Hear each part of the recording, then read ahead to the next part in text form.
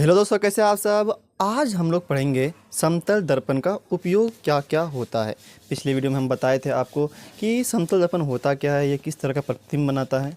आज हम बात करेंगे कि समतल दर्पण का उपयोग हम लोग करते कहाँ हैं, प्लेन मिरर का उपयोग हम लोग करते कहाँ हैं। उसी को हम लोग हेडिंग बना दिए हैं, समतल दर्पण के उपयोग। सबसे पहला, ड्रेसिंग रूम तथा बाथरूम में प्रतिदिन चेहरे को देखने में तथा सजने एवं संवरने के लिए किया जाता है। बिल्कुल सही बात है कि आप जब भी सुबह सो के उठते हैं सबसे पहले आप शीशा ही देखते हैं। तो वो क्या है, सजना संवरना, ये सब क्या है।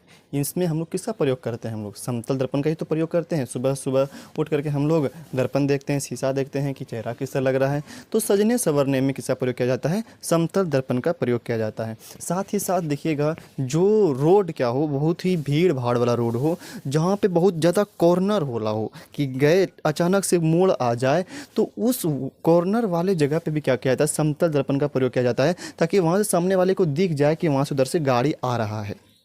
तो वही लिखे होंगे अगला कि व्यस्त मार्ग पर बहुत मोड़ वाले स्थान के कॉर्नर पर भी इस दर्पण का उपयोग किया जाता है।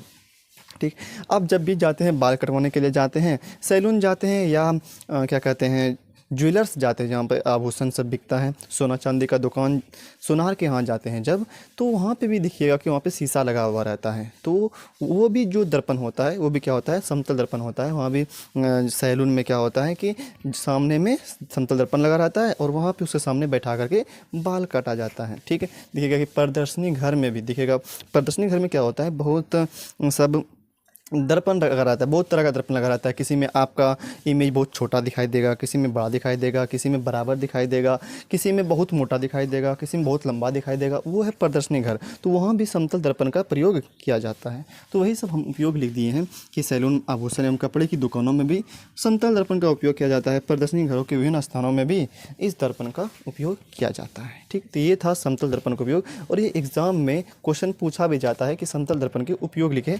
2 नंबर का क्वेश्चन होता है, तो आपको 2 उपयोग कम से कम लिखना होगा। तो हम 4 लिख दिए, तो आपको याद रखना होगा कम से कम 2। ठीक है, तो इसके आगे हम लोग अब पढ़ते हैं। अगला टॉपिक है पारस्परिक उत्क्रमण, इंग्लिश में लेटरल इन्वर्जन। इसमें होता क्या है कि अगर समतल दर्पण के सामने, समतल दर्पण के सामने, इसे मान लेते हैं ये समतल दर्पण है, ये क्या, एक समतल दर्पण बना दिया हम, प्लेन मिरर है। ठीक, अगर समतल दर्पण के सामने अगर कोई, आप जैसे अक्षर का हम बात करें, अक्षर जैसे बी लिए, तो ये बी अक्षर है, तो अगर समतल दर्पण के सामने अगर हम बी लिख दिए तो आपको जो दिखाई देगा ये आपको इस तरह दिखाई देगा बी।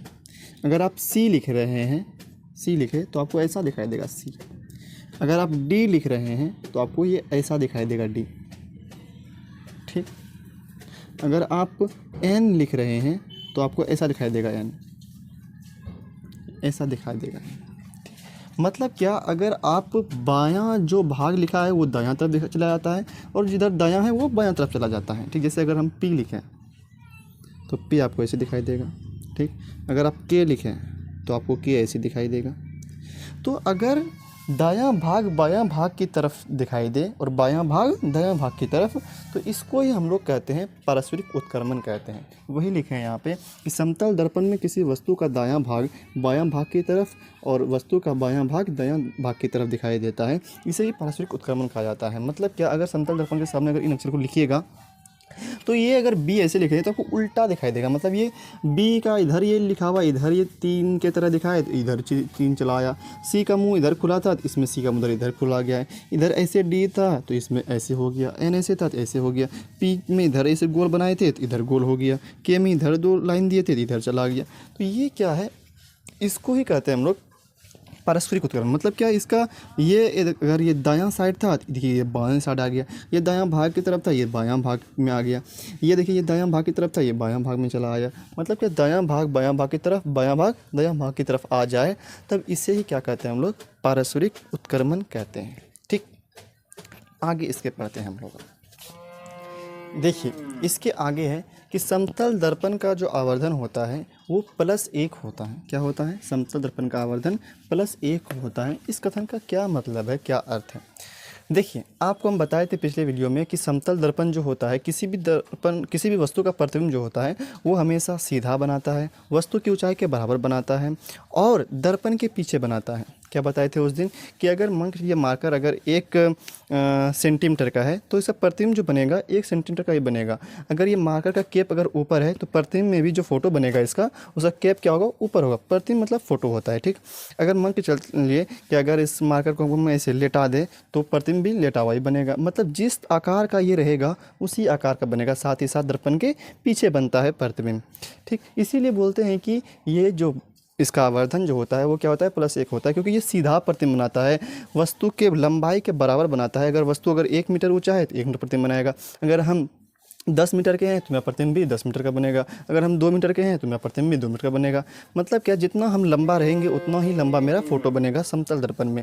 अगर मेरा सर ऊपर है तो प्रतिबिंब में भी, फोटो में भी सर मेरा ऊपर रहेगा। ये खासियत होता है समतल दर्पण का, इसीलिए हम इसको बोलते हैं कि इसका आवर्धन क्या होता है, +1 होता है, ठीक। तो उम्मीद करते हैं आपको वीडियो ये पसंद आया होगा। तो वीडियो अगर पसंद आया हो वीडियो को लाइक कर दीजिएगा, चैनल को सब्सक्राइब कर दीजिएगा। फिर मिलते हैं हम लोग अगले वीडियो में।